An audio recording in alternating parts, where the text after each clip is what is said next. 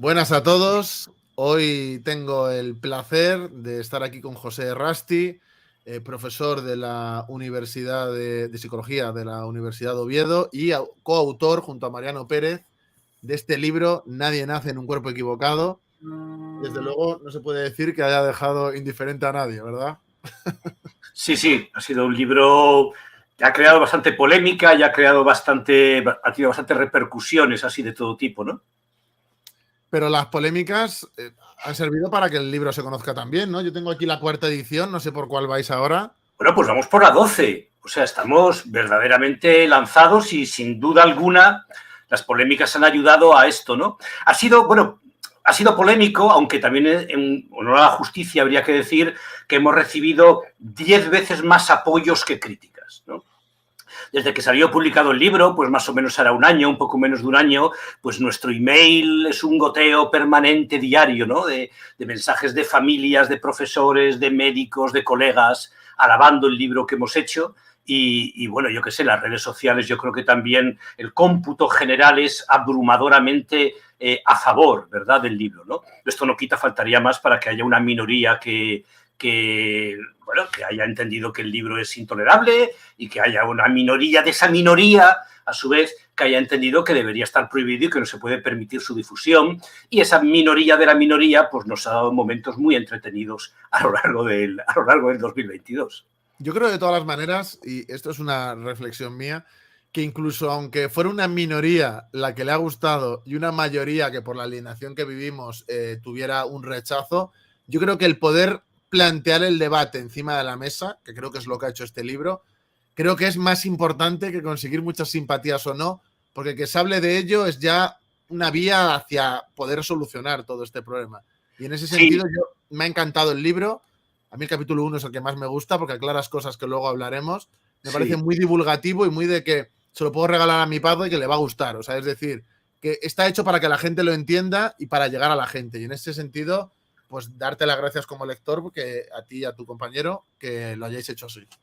Sí, Amelia Valcárcel siempre repite que este es un tema que se resuelve poniendo luz sobre él, ¿no? Es un tema que ha llegado a crecer de una forma espectacular porque durante muchos años ha estado muy enterrado, ¿verdad? Ha ido creciendo de forma... Nosotros en el libro usamos la metáfora del bambú.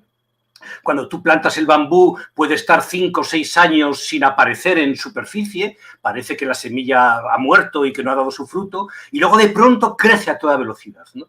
Pues este es un tema que ha tenido ese tipo de crecimiento y que se ha aprovechado sobre todo de la oscuridad, de la falta de información, de acercarse a otros temas diferentes como la orientación sexual que no tienen que ver con este y que sin embargo se benefician por su parecido superficial, ¿verdad? Su parecido así aparente o fenoménico, y cuando de pronto nos hemos dado cuenta, pues nos encontramos con que tenemos a los niños recibiendo en clase desde edades muy jóvenes cursillos completamente delirantes acerca de lo que es el sexo, o nos encontramos con que están aprobadas en todas las comunidades autónomas pues protocolos de actuación, leyes trans que no se ajustan a un mínimo sentido común y que malentienden pues todos los conceptos fundamentales acerca de estas cuestiones, ¿no? Así que sí, hay que poner mucha luz, hay que informar mucho a la gente, ¿no?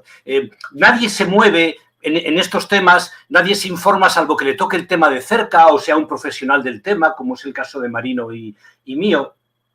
En general la gente se mueve pues por etiquetas, por palabras clave, y como la propaganda transactivista ha acercado publicitariamente este tema a todo el tema de las orientaciones sexuales, y todos estamos a favor, faltaría más, de toda la agenda de las orientaciones sexuales, ¿no? Todos estamos a favor, faltaría más del matrimonio, de la adopción, de la normalización absoluta, etcétera, de las orientaciones sexuales, pues entonces la gente así ya de entrada le suena un tema parecido y dice, pues sí, claro, cómo no, yo soy progresista, pues cómo no, apoyo, faltaría más estas cosas, ¿no? Solo cuando empiezan a leer y cuando empiezan a informarse de la trampa que se está haciendo al respecto y cómo se está colando como un caballo de Troya todo el tema del transactivismo dentro de la agenda LGB o dentro del feminismo o dentro del materialismo, es cuando entonces se dan cuenta de que verdaderamente este es un tema mucho más serio de lo que parece y que nos afecta a todos, ¿eh? No solamente al 0,000 lo que sea, que a veces se dice, sino que redefine conceptos fundamentales sobre los que se funda toda nuestra sociedad. ¿Cuál fue, supongo que cada autor lo habrá vivido de una manera, pero cuál fue la chispa o el motivo fundador de que dierais el paso de escribir el libro, a pesar de que supongo que erais más que conscientes de la que iba a llover después, de que... Sí, pero eso para cualquiera que nos conozca, tanto a Marino como a mí, se da cuenta de que es un aliciente más que algo que nos haga recular. Yo creo que esto nosotros llevábamos ya unos meses hablando del tema, claro, compartimos departamento en la universidad y nos vemos casi a diario, y entonces era un tema del que hablábamos muchas veces, ¿no? Y yo creo que esto fue pues en las Navidades del 20 al 21, que también pues comiendo un par de ocasiones que comíamos juntos o lo que sea, pues comentando el tema y comentando lo verdaderamente insensato que se estaba volviendo todo, pues dijimos, bueno, pues obviamente tenemos la responsabilidad de salir a la plaza pública y opinar, ¿no? ¿Con qué cara yo me presento delante de mis alumnos a los que llevo 30 años dando clase y explicando desde una psicología materialista, ¿verdad? Explicando cómo se forma el yo, la naturaleza social del yo, cómo no existe el yo interno, etcétera? ¿Con qué cara me planto yo el año que viene y vuelvo a explicar lo mismo? Si en este tema de pronto yo me quedo callado, ¿no? Me quedo callado públicamente, ¿no? Y todo el mundo nos dijo, ¿estáis locos? O sea, ¿estáis locos? ¿Esto no sabéis lo que es? Marino ya tenía un historial previo de haberse enfrentado al tema del TDAH, del trastorno por déficit, del trastorno de atención, por déficit de atención e hiperactividad, pero todo el mundo dijo, Marino, el TDAH es agüita comparado con el avispero en el que te metes, ¿no? Y obviamente, pues claro, entonces dijimos, entonces de cabeza, entonces faltaría más, ¿no?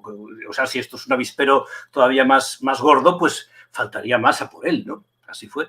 Y lo escribimos pues a lo largo de la primera mitad del 21. De la primera mitad del 21. Estuvo en un cajón, no encontrábamos editor y demás. Algunas editoriales de las que suelen publicar los libros, por ejemplo, de Marino, se echaban atrás. Pero finalmente, bueno, pues contactamos con Deusto y con Ruller Domingo, que bueno, nos abrió las puertas y que yo creo que ha sido un editor magnífico y sigue siéndolo para esta obra y las venideras. Habéis sufrido censura y cancelación, eso es obvio, pero quería preguntarte cuáles han sido los peores momentos o dónde habéis visto que os han apretado más. Y también preguntaros si os han apretado en lo académico, es decir, en vuestra propia profesión. No, en lo académico no. En la Universidad de Oviedo ningún problema, apoyo masivo de todas las autoridades, incluso... Este es un tema que tiene, digamos, mucha presencia entre el alumnado y demás, y yo al menos lo que yo he podido percibir es que es simpatía por parte del alumnado. Claro, los antipáticos no se dejan ver los simpáticos, con lo cual mi percepción puede estar completamente sesgada, ¿no? Pero no, ningún problema, yo diría casi todo lo contrario, ¿no? Así momentos... Las cancelaciones han sido también menos de las que parecen. Así momentos... destacables, yo diría únicamente dos, de muy diferente matiz, ¿no? El de Barcelona tuvo ahí un matiz violento y tuvo ahí un matiz de intervención de la policía y no sé qué. Estábamos en la Casa del Libro y estábamos haciendo la presentación y poco a poco fue poniéndose cada vez más caliente la calle, la acera, en donde estábamos. Hasta que finalmente, pues ya cuando... estábamos ya terminando la presentación, en las preguntas finales, pues sí, ya entró los Mossos a comentar que había que suspenderlo porque había amenazas que los Mossos estimaban dignas de ser tenidas en cuenta de quemar la librería. Claro, esto es muy espectacular. Esto así dicho, quemar la librería. Es cierto, ¿no? Verdaderamente esas fueron las amenazas que existieron y entonces, bueno, hubo que bajar, salió la gente con protección policial, nosotros permanecimos dentro de la librería con las persianas bajadas durante una hora más o menos hasta que finalmente salimos. O sea, el momento de Barcelona fue un momento muy peliculero, si así lo quieres llamar, o muy espectacular, pero a lo mejor no tan relevante como lo que sucedió de una forma mucho más tranquila en Mallorca. En Mallorca, pues la víspera, estando nosotros ya en Mallorca, la víspera de la que iba a ser la charla de presentación en la universidad, interceptamos, no nosotros, no, sino nuestro servicio de espionaje, interceptó una cuartilla, una cuartilla en donde se explicaban todas las acciones que había que tomar para que nuestra charla no tuviera lugar. De tal forma que se explicaba bien quién iba a entrar con las bubucelas escondidas, quién se iba a poner en primera fila fingiendo que es un fan para luego al final tirar los micrófonos al suelo, quién iba a hacer no sé qué. Y se explicaba bien toda la logística que se había armado para que no pudiéramos dar la charla en la universidad. Y se decía a los activistas, bueno, que quedaban en tal sitio a tal hora. Informado el rectorado, el vicerrector se personó a hablar con ellos y les dijo, no podéis hacer esto es una universidad. Los activistas dijeron, son fascistas, son transfobos fascistas, no se les puede permitir hablar. No, hombre, pero razonad, hombre, pero bueno, podéis intervenir, podéis preguntar, pero es intolerable que no os dejéis hablar, la universidad es el ámbito de la libertad de expresión, el templo del saber. Nos da igual, son fascistas, nada, no vamos a permitir la charla. Y entonces el vicerrector se encogió de hombros y dijo, bueno, vale, yo ya hice lo que tenía que hacer. Y entonces el rector suspendió la charla, ¿no? A mí eso me pareció verdaderamente mucho más grave, aunque no llegó a haber amenazas ni nada por el estilo, pero es un retrato perfecto de la época en la que vivimos, que el vicerrector se acerca a unos niñatos violentos, absolutamente agresivos, y dice, oye, no seáis malos. Y los otros dicen, sí, lo somos. Y entonces el rector dice, bueno, vale, pues suspendemos la charla. Eso fue lo que vino a pasar, ¿no? En la conversación que el rector tuvo de Mallorca tuvo con nosotros, se mostró indignado, absolutamente enfadado, qué vergüenza que esto ocurra en mi universidad, es que vamos, con lo buenos que sois vosotros y que esto no se os permita hablar, me parece intolerable, ahora mismo vamos a sacar una nota de prensa completamente indignados, ¿no? Y la nota de prensa lo único que decía es que la Universidad de las Islas Baleares dejaba claro que no era transfoba, que no se apunta a las opiniones de sus conferenciantes y que por motivos de seguridad hay que suspender la charla, sin especificar si es que se esperaba un huracán o si es que había unos majaderos ahí dispuestos a reventarla. Casi todos los decanos se lavan las manos con estas cosas, de que no quieren poner que fue políticamente correctísimo con nosotros, nos apoyó, no sé qué. Después en la nota que saca, simplemente ni entra ni sale, no dice lo que ha pasado y deja claro que ellos ni son transfobos ni tienen por qué apoyar las opiniones de los conferenciantes de la universidad, ¿no? Si fuera al revés, sería el fascismo que les prohíbe la charla. Hombre, absolutamente. Y a mí, yo no vi la escena, me hubiera encantado ver la escena del vicerrector acercándose a ver si nos convence a los macarras, ¿no? Vamos a ver si les convence, pero sed buenos, hombre, ¿no veis la libertad de expresión? ¿No veis que hay que permitir la opinión de todo el mundo? Y cuando los macarras dicen, no, lo vamos a joder, lo vamos a reventar, dicen, bueno, pues oye, yo ya hice lo que tenía que hacer, ¿no? Es inaudito, pero ¿quién manda en esa universidad, no? O sea, ¿quién es el que manda, ¿no? En esa universidad, bueno, en ese caso estuvo claro, ¿no? A mí el incidente de Mallorca me pareció más intolerable que el incidente de Barcelona, ¿no? Al día siguiente, o incluso no sé si ese mismo día, Podemos de las Islas Baleares sacó un tuit diciendo que la suspensión de nuestra conferencia había sido una victoria de la sociedad civil, ¿no? Y gracias, el rector Jaume Cabot, no recuerdo el apellido, Cabot, ¿no? Gracias porque ha supuesto una victoria de la sociedad civil que no se haya podido celebrar esta conferencia, ¿no? Podemos, contando en este tono estas cosas, ¿no? Si no fueran ellos, sería el fascismo. Dirían que es fascismo lo que les hacen. Sí, sin duda. No, absolutamente. Pero luego estuvimos en Madrid sin problemas, en más de una ocasión hemos estado, pues no sé, en Valladolid, hemos estado en Tenerife, hemos estado en Pamplona, hemos estado, bueno, pues en Asturias por todas partes, hemos estado en Málaga, en muchos sitios, ¿no? A veces sí, a veces hay un grupo, bueno, me parece legítimo y perfectamente válido, un grupo pues con una pancarta a la entrada o con una bandera o tal, me parece, vamos. Pero la presentación de Barcelona sí la hicisteis, ¿no? Nosotros en Barcelona la hicimos, pero hubo que interrumpirla al final.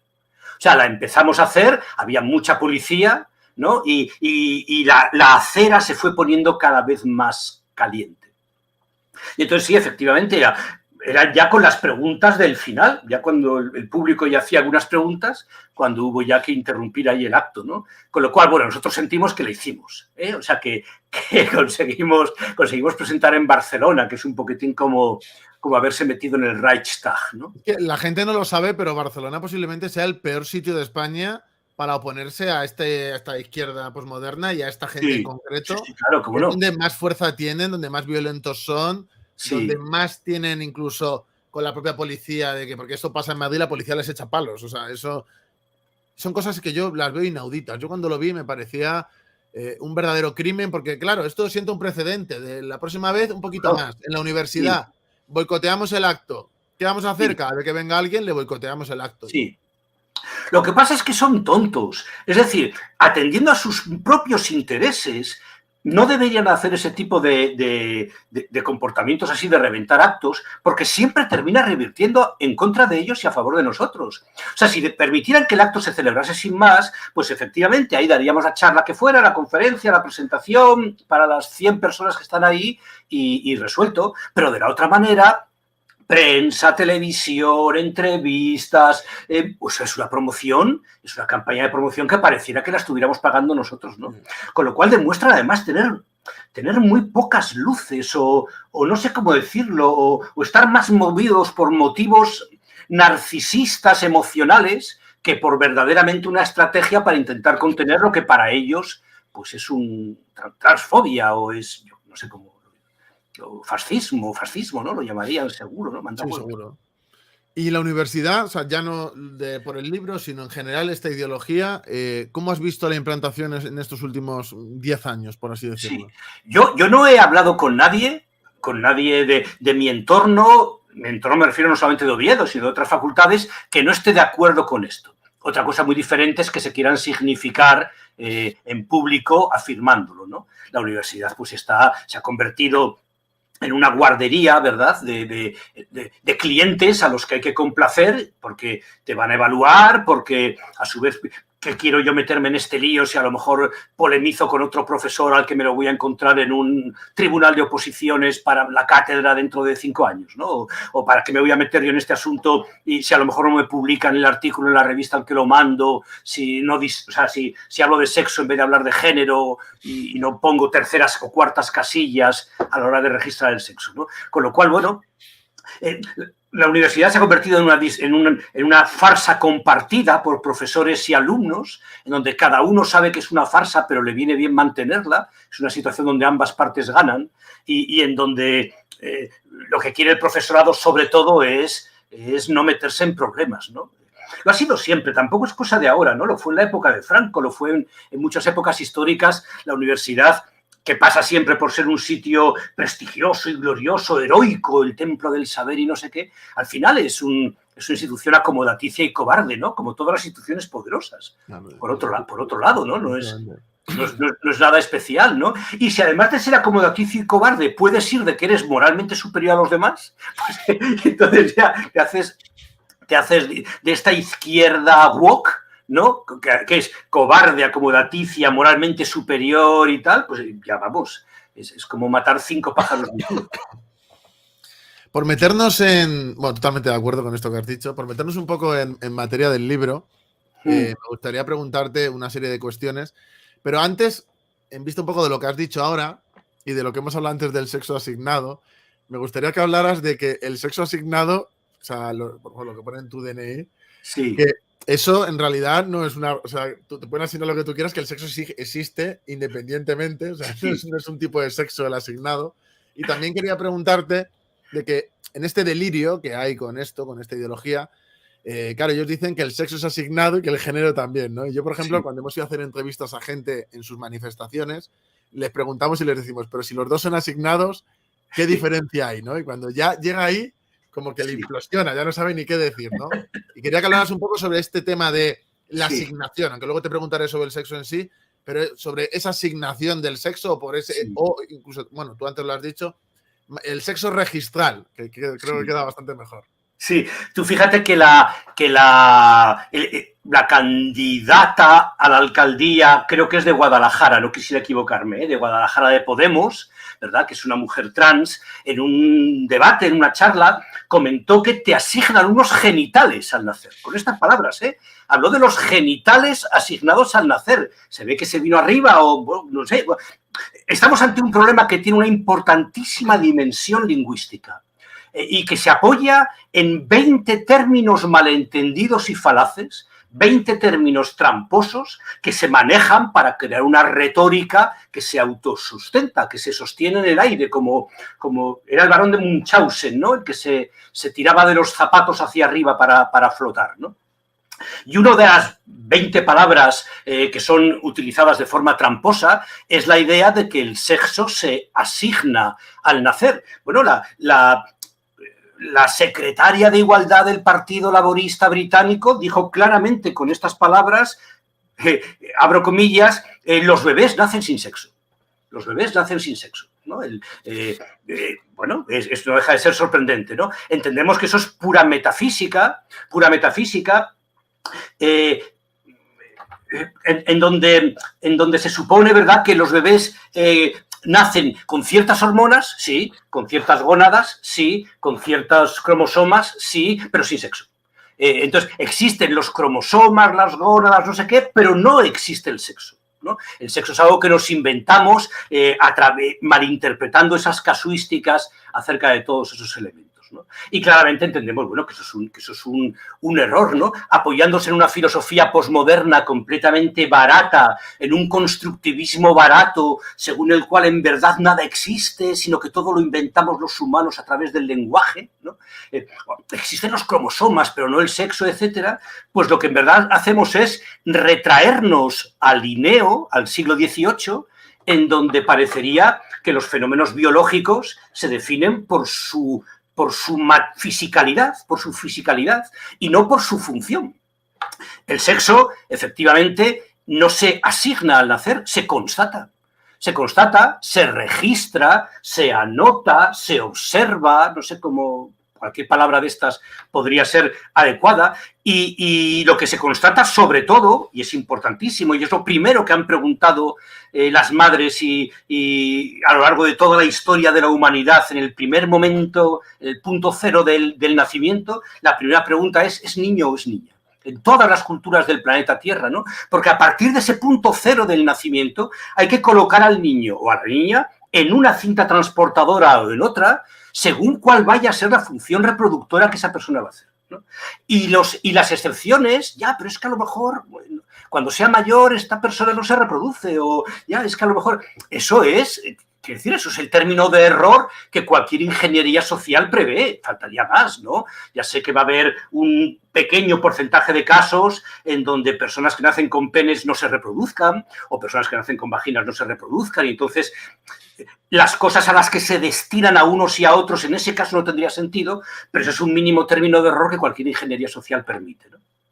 Y hay que ponerlo desde el momento cero. Y lo que importa a la gente de la calle, que sabe más biología por lo que se ve que muchos transactivistas, ¿no? Es que el sexo, ante todo lo que tiene que ver, ante todo lo que implica, es una determinada función reproductiva, ¿no?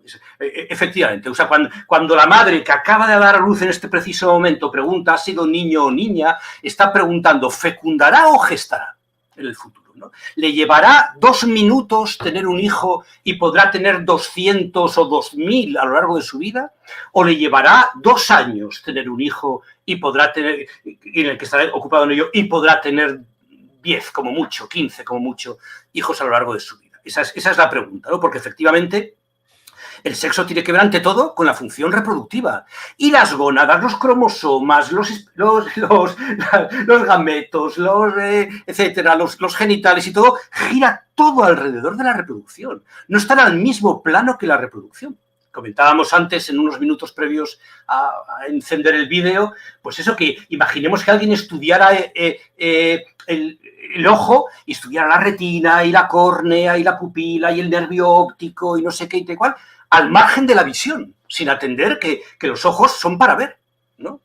Y entonces, bueno, yo entiendo que biológicamente hablando, y aquí esta matización hay que hacerla, efectivamente, biológicamente hablando quiere decir, por tanto, filogenéticamente hablando, colocándonos en la escala de la especie, nadie puede discutir que el sexo tiene que ver con la reproducción. A escala de la especie, que se ha seleccionado darwinianamente, evolutivamente, dado su función reproductiva y que no tiene ningún sentido al margen de su función reproductiva. Insisto, a escala de la especie. a escala filogenética. Y dado que la reproducción es binaria, sería incomprensible que el sexo no lo fuera. Dado que el 100% de todos los individuos que han existido de nuestra especie, bueno, de todos los mamíferos y casi todos los vertebrados que han existido, proceden de un espermatozoide y de un óvulo, una reproducción binaria que además se ha ido desarrollando durante millones de años, cada vez distinguiendo más ambos papeles, que a través de la reproducción anisogámica, haciendo que cada vez uno y otro desempeñen funciones cada vez más diferentes, ¿no? Pues dado que la reproducción es inequívocamente binaria, no se entendería que hubiera 3 sexos, que el sexo fuera un continuo, que el sexo fuera un espectro, que hubiera 4, que hubiera 6 sexos, que no hubiera ninguno, o cosas por el estilo, ¿no? Todos son juegos retóricos tramposos, ¿verdad? Para poder, y esto si quieres lo hablamos un poquitín más adelante, para no tocarlo todo ahora de golpe en esta pregunta, para poder igualar el sexo a la lógica de funcionamiento del estereotipo sexual. El estereotipo sexual no es binario, es continuo, es multidimensional, tiene 1000 aspectos, etc. Y ahora que se intenta hacer que el sexo dependa del estereotipo, género, si lo queréis llamar así, que el sexo dependa del género, hace falta malinterpretar el sexo para que tenga la lógica del género. La lógica borrosa, difusa, socialmente construida, etcétera, que tiene el sexo. Pero no, señores, no. Pero no, tan equivocado es hacer depender el género del sexo, el estereotipo del sexo, como hacía el machismo de toda la vida, como hacer depender el sexo del estereotipo. No, el sexo, Roberto, es binario, ¿sí? Y tiene que ver a nivel biológico con la reproducción. A nivel psicológico faltaría más, individual, tiene que ver con 1000 cosas más, con el placer, con el éxito social, con el desarrollo personal, con el establecimiento de lazos, de vínculos. Bueno, claro, con 1.000.000 de cosas más faltaría más, ¿no? Yo he de decir, José, aunque bueno, te has metido en otras preguntas que también te quiero hacer, pero me ha gustado cómo lo has hecho y quiero destacar, para la gente que no haya leído el libro, el capítulo 1, porque bueno, sí que muestra estudios, pero a mí me gusta cómo lo desarrolláis. Es decir, claro, porque todas estas teorías de que si el sexo es ternario, del tema del dial o el espectro, todo esto, ¿no? Yo creo que el capítulo 1, cualquier persona de a pie, es decir, Manolo el de la ferretería, que esté preocupado de esto y le llame la atención el tema, si lee este capítulo, tiene las herramientas para poder confrontar a una persona que defienda incluso desde un intento de posición materialista, este tipo de posicionamientos. Respecto, por destacar cosas de tu libro, y ahora que lo desarrolles si quieres, sí. La importancia de la reproducción. Yo cuando lo leí me encantó. Dije, claro, porque tú a la hora de definir el sexo y ver el papel que tiene, incluso cómo ha evolucionado en la especie, no se puede entender sin el papel central y esencial de la reproducción. Entonces, claro, cuando se habla de, por ejemplo, el tercer sexo, claro, es como, ¿qué sexo es ese? O sea, no es un tercer sexo. Es ¿Qué hace? que luego te preguntaré por ello, que no cumple por los motivos que sea, sí. Pero es como la excepción, no es la regla, ¿no? Que es un poco también lo que has dicho. Y sobre la división del... Y ya te dejo a ti, que eres el experto de amateur total, pero sobre, por ejemplo, claro, está el sexo y el sexo tiene una serie de partes, pero yo creo que esta gente muchas veces lo que hace es separar las partes, hacer como que son cosas diferentes y no entienden que todas esas partes forman un conjunto y que el sexo o es binario o no es binario. Y voy a poner solo un ejemplo. Por ejemplo, el gametal, ¿no? Todo el mundo no, pero la gente que defiende estas cosas, muchos de ellos, dicen que el gametal efectivamente es binario, ¿no? Pero sin embargo, yo he leído que de a ellos decir que el gonadal es parcialmente modificable. Y es como, mira, en función a la reproducción, que es lo importante, no es parcial, o sea, o es modificable o no lo es. O sea, eso de parcialmente no me gusta. Pero en torno a la reproducción, al papel que tiene frente a la reproducción, mi pregunta es, ¿ese sexo gonadal es modificable o no lo es? Es decir, ¿puedes invertir el papel que tienes en la reproducción? Si la pregunta es no, es biológico. O sea, es que es biológico y es... No a fecha de hoy no. A fecha de hoy no podemos, aunque a mí me cambien mis genitales, ¿verdad? No pueden ser funcionales, o sea, reproductivamente funcionales no pueden ser. A fecha de hoy, a lo mejor dentro de 5 años es diferente o dentro de 50 años no, lo dudo es mucho, diferente. Tú imagínate que alguien dijera que en verdad no existe la edad, sino que existen las edades, la edad dérmica de la piel, la edad social, la edad intelectual, la edad cardíaca, la edad de, yo qué sé, de muscular, etcétera, y que de pronto la edad se desplegara en 10 diferentes tipos de edades, ¿no? Vale, o sea, no cabe ninguna duda que habrá pieles más envejecidas que otras o lo que sea, pero de lo que no cabe ninguna duda es que la edad es un concepto imprescindible en su uso social y que es muy sencillo de calcular porque basta con restar el día en el que nos encontramos del día en el que naciste, que ha sido registrado al nacer, no asignado, ¿eh? Cuando tú naciste no te asignaron una fecha de nacimiento, sino que cuando tú naciste registraron, miraron el calendario y dijeron, pues mira, 15 de noviembre de no sé cuándo, y pum, asignaron esa fecha, ¿no? Efectivamente. A ver, un materialismo ramplón, un materialismo simplón, que es un positivismo barato, que es el que está funcionando en la inmensa mayoría de la formación acerca de teoría de la ciencia que tiene la gente, acerca de epistemología que tiene la gente, lleva a pensar que la ciencia consiste en registrar datos objetivos que están ahí fuera ya dados y construidos ya de forma trascendente y autónoma. De tal forma que yo, como científico, abro la puerta del mundo, miro lo que hay y lo anoto. Y eso es ciencia y he sido completamente objetivo, ¿no? En verdad, la gente no sabe muy bien lo que son las ciencias. De entrada, ya de entrada, con frecuencia hablan de la ciencia, ¿no? Como si hubiera una, o como si hubiera un árbol de las ciencias del que emanan todas, como si tuviera algo que ver, yo qué sé, la bioquímica con la lingüística, o como si tuviera algo que ver, pues yo qué sé, un paleontólogo que está sacando huesos en Atapuerca, ¿no? Que está en este momento ahí con un martillo sacando un hueso en Atapuerca, tuviera algo que ver pues con un físico teórico, o algo por el estilo, ¿no? Y entonces hay que entender que la biología es una disciplina que se organiza alrededor de la idea de evolución a partir de Darwin. Y que no son, y que efectivamente, aunque el nivel de melatonina, ¿verdad? De melanina, que tiene un sueco, pueda ser parecido al nivel de melanina que tiene una persona con albinismo, son dos fenómenos completamente diferentes porque cumplen funciones completamente diferentes. Los fenómenos no se definen por su fisicalidad, por su materialidad fisicalista, sino que se definen por la función que cumplen. Por la función que cumplen. La piel de un sueco se parece más a la piel de una persona africana, o la piel de un esquimal se parece más a la africana, en el sentido de que ambas absorben la cantidad exacta de radiación que les interesa para su salud, ¿no? Dadas las características del entorno en el que viven, que a lo mejor la piel de una persona que padezca albinismo y que sencillamente tiene un déficit y entonces no puede exponerse al sol o tiene que tener determinadas precauciones, ¿no? Y para conseguir, ahora ya voy a lo que me preguntabas, ¿eh? Para conseguir dar la impresión de que el sexo funciona igual que el género, ¿verdad? En ese caso, lo que se hace es agarrarse al clavo ardiendo de la intersexualidad, ¿no? Agarrarse al clavo ardiendo y tergiversar lo que es la intersexualidad, que conviene explicarlo bien, ¿no? En todos los sistemas corporales, en el cardíaco, en el locomotor, en el reproductivo, en el sistema nervioso, todos los sistemas corporales efectivamente tienen anomalías. Anomalía no significa nada más que se sale de la norma, ¿eh? A la gente le parece muy mal si le dices que es anormal, pero le parece muy bien si le dices que es no normativo, que es exactamente la misma palabra.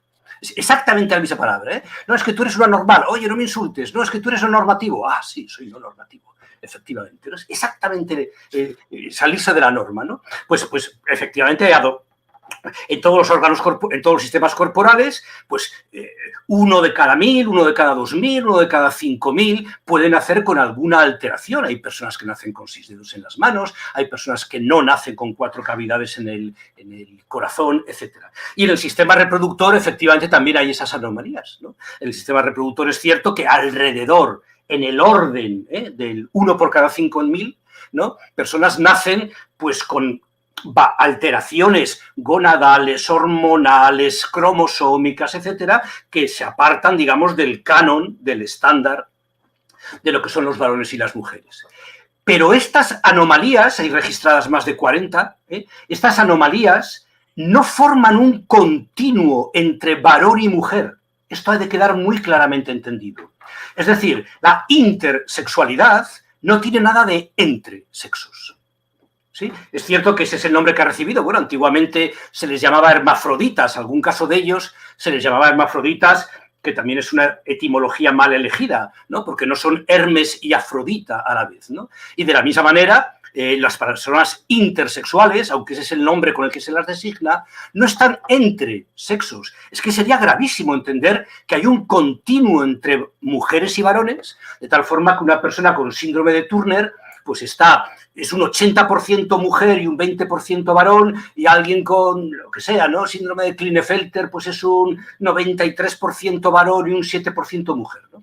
Eso obligaría a pensar, por ejemplo, que hay mujeres más mujeres que otras, o que hay varones más varones que otros. De hecho, defienden eso mucha gente. Pero bueno, pero qué barbaridad es esta de que hay mujeres más mujeres que otras. Una mujer con síndrome de Turner no es menos mujer que otra mujer sin el síndrome de Turner. Es una mujer al 100%. Ni siquiera al 100%, porque no es una cuestión cuantitativa, sino cualitativa. Las variantes del desarrollo sexual son variaciones de mujeres y variaciones de varones. De tal forma que orbitarían o serían, yo qué sé, pues con la metáfora de los electrones, estarían dando vueltas alrededor del polo al que pertenecen, mujer, o del polo al que pertenecen varones. Pero de ninguna manera, como en ocasiones se ha intentado presentar, e incluso en Scientific American salió publicado un gráfico verdaderamente, indigno, ¿no? En donde todos los trastornos aparecían ordenados, ¿no? Y entonces yo, que padezco el que fuera, insensibilidad a los andrógenos de no sé qué, estoy en este punto del continuo y tú pues estás en este otro, y luego hay mucha gente. Sí, hay más gente en los extremos, se dice, ¿no? Hay más gente. De hecho, 4.999 personas de cada 5.000 están en los extremos, ¿no? Esa es la cuestión, ¿no? Se tergiversa, se malentiende absolutamente los fenómenos de la intersexualidad. Y entonces sí, ahora ya sí hemos podido demostrar que el sexo no existe, que el sexo no es binario, que es una construcción social, que hasta ahora pensábamos que sí, pero la ciencia ha demostrado que no.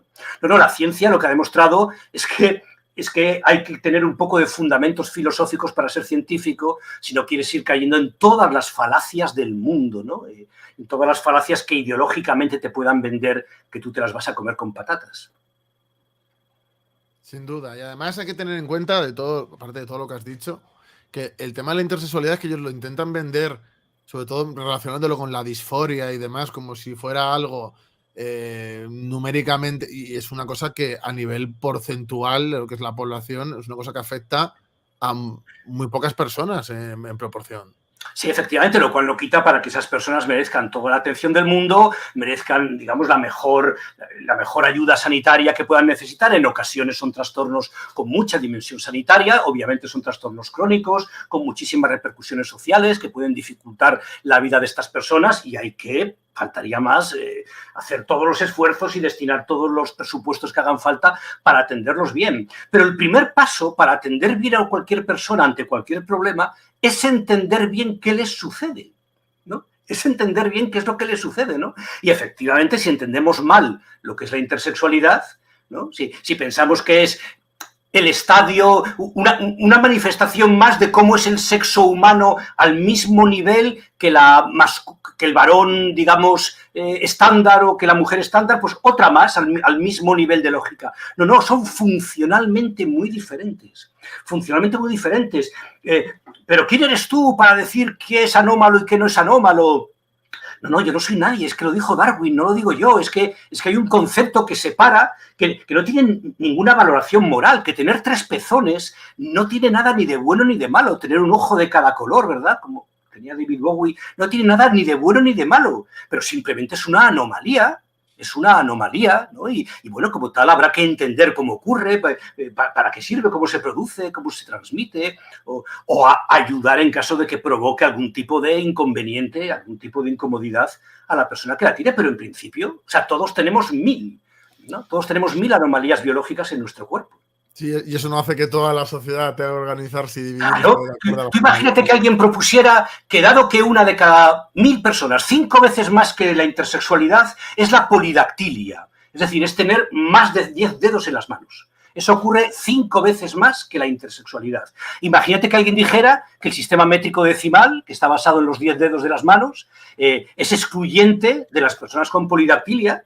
No, Te ríes, pero tiene exactamente la misma lógica. Sí, tenemos fundamento. Pero clavada, la misma lógica. Deja fuera a estas personas a las que no se les permite vivir, no se les permite existir, es el colectivo más excluido de toda la historia de la humanidad porque no sé qué. Entonces hay que reformar toda la forma, el sistema numérico para poder integrar todas las variantes que pueda haber de polidactilia en los individuos, ¿no? Es que no está usted entendiendo que la especie humana tiene 5 dedos, y esta es una frase que podemos decirla aunque alguna gente nazca con 6. Y la especie humana es binaria, faltaría más, a pesar de las personas que nacen con intersexualidad, que por supuesto merecen toda nuestra atención y nuestra ayuda clínica, ¿no? Aprovecho para decir que lo que es binaria es la especie, no los individuos. Otro error gravísimo que se comete es que yo no soy binario. ¿Pero cómo no vas a ser binario si eres un miembro de la especie humana? No, es que en la especie humana hay personas binarias y otras que no lo son. No, binario es la especie. No, hay especies, eres un tío o una tía, sí. Binario es la especie. Hay especies que no son binarias. Algunas levaduras no son binarias, algunas algas no lo son, ¿no? Yo no sé dónde leí de un gusano que se está investigando ahora en no sé dónde, que se reproduce muy raro y que no se sabe muy bien cómo lo hace. A lo mejor resulta que no es binaria esa especie, no lo sabemos. Pero la especie humana es binaria, ¿eh? Y si la especie humana es binaria, tú eres o varón o mujer, ¿no? O intersexual en uno de cada 5.000 casos, ¿no? Porque hay una variabilidad biológica, ¿no? Igual que tenemos 10 dedos en las manos, alguna gente puede tener 11 o 12, ¿no? Pero eso no niega que la especie humana tenga 5 dedos en las manos. Me han gustado los ejemplos. Hay, bastante gente preguntando por la diferencia de sexo-género, así que mira, aquí tengo un experto, si quieres brevemente diferenciarlo para que se entienda bien. Sí, doy un trago previamente. Sí, pero claro. Sí, la diferencia es muy interesante, la verdad es que hay que tenerla muy clara, ¿no? Digamos que existe un sexo biológico, existe un sexo objetivo con el cual las personas nacen. La reproducción es una función importantísima, absolutamente importante en cualquier sociedad. Es en función de la reproducción por cómo se organizan muchas veces las sociedades, ¿no? En función de ciclos en donde hay más reproducción o menos. De tal forma que no es de extrañar, se cree todo un tejido normativo, simbólico, cultural, afectivo, educativo, político, etcétera, que va encaminado a mejorar, o sea, a encaminar a los varones hacia su función reproductora y a las mujeres hacia su función reproductora, ¿no? Ese estereotipo sexual, los varones han de salir a trabajar fuera a la calle, las mujeres deben quedarse en su casa cuidando de los niños y de los ancianos, los varones deben ocuparse de los grandes temas públicos y de Estado, las mujeres deben ocuparse de cuestiones de la privacidad y de las emociones, ser frívolas y coquetas y los varones ser agresivos y resolutivos. Todo eso son los estereotipos sexuales que en los años 80 se empezaron a llamar género. Y a mí me parece que es un avance que está bien llamado, ¿verdad? Género, porque estereotipo sexual, el apellido sexual, podría dar a entender que hay una conexión natural entre el sexo y el estereotipo sexual, ¿no? Dado que las mujeres dan a luz, etcétera, pues entonces lo natural y lo deseable y lo que es de suyo es que la mujer se quede en su casa dando a luz y cuidando de los niños, ¿no?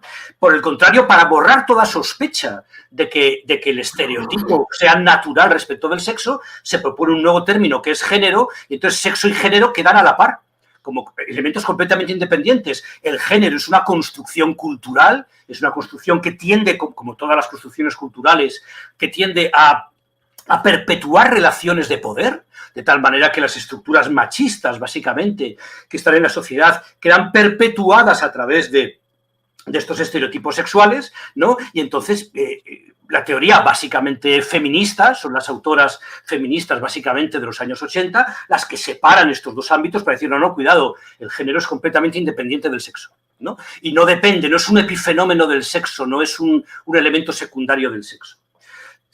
Entonces, todo el mundo aplaude, aparecen las cátedras de género, los institutos de género, los estudios de género, las tesis doctorales de género, las asignaturas de género, todo, ¿no? Pero rápidamente ocurre algo muy sutil en donde de pronto ahora el género que antes dependía del sexo va a dar paso a una situación en la que es ahora el sexo el que depende del género. Y se produce lo que nosotros en el libro hemos llamado el espejismo queer, ¿no? Es decir, una inversión de la lógica de las cosas, en donde se invierte, en los espejismos las cosas se ven boca abajo, ¿verdad? En donde el género deja de ser algo que va de la sociedad hacia el individuo y pasa a ser algo que va del individuo hacia la sociedad. Esta es el espejismo, esto es la inversión de la flecha de la causalidad, en donde el género deja de ser algo que va de fuera hacia adentro y pasa a ser algo que va de dentro hacia afuera. De tal forma que ahora ya esta estructura política, ideológica, que perpetúa relaciones de poder, etcétera, y que los individuos interiorizamos, se convierte, por el contrario, en una estructura, digamos, esencial, natural, que brota del individuo hacia la sociedad y que la sociedad debe preocuparse de que pueda brotar del individuo de una forma completamente armónica, sin ningún obstáculo, sin ningún inconveniente, sin poner ningún problema.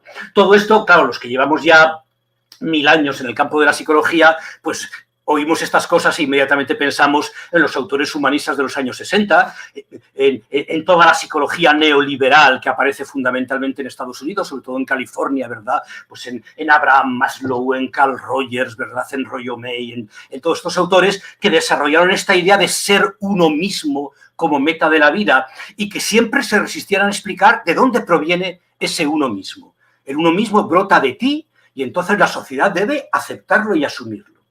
Claro, psicologizar lo que en verdad es un contenido político hace que sea imposible ejercer una crítica sobre él. Le cambia la naturaleza. Si ahora un niño de 4 años dice soy una niña, he venido de un curso que dio Crisalis en mi colegio y tal, y la verdad, papá, mamá, yo me siento niña, no le vamos a decir que no.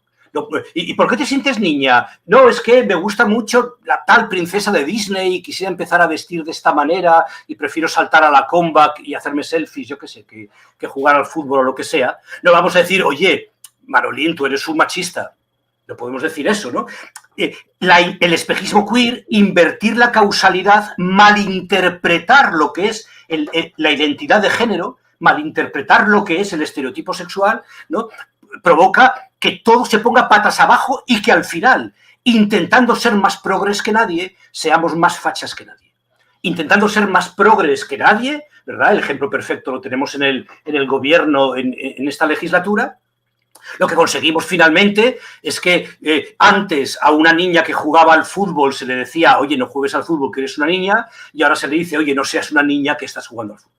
¿No? Y entonces al final se hace exactamente una trampa y se vuelve al machismo de toda la vida. Yo tengo recopilados materiales espectaculares al respecto y recomiendo, mira, lo tengo aquí encima de la mesa, pues lo voy a poner aquí en la cámara, recomiendo este libro, La coeducación secuestrada, Silvia Carrasco y otras compañeras y otras colegas, que habla de cómo se han introducido en la escuela, que es donde está pasando buena parte de este problema, estas ideologías. Entonces, con materiales en donde se presentan a los niños pues un montón de dibujitos así de cómic, pues de chicos y chicas desnudos, y se pregunta ¿cuántos chicos y cuántas chicas hay? Y la respuesta correcta no es contar penes y vulvas, sino contar pelos largos y pelos cortos.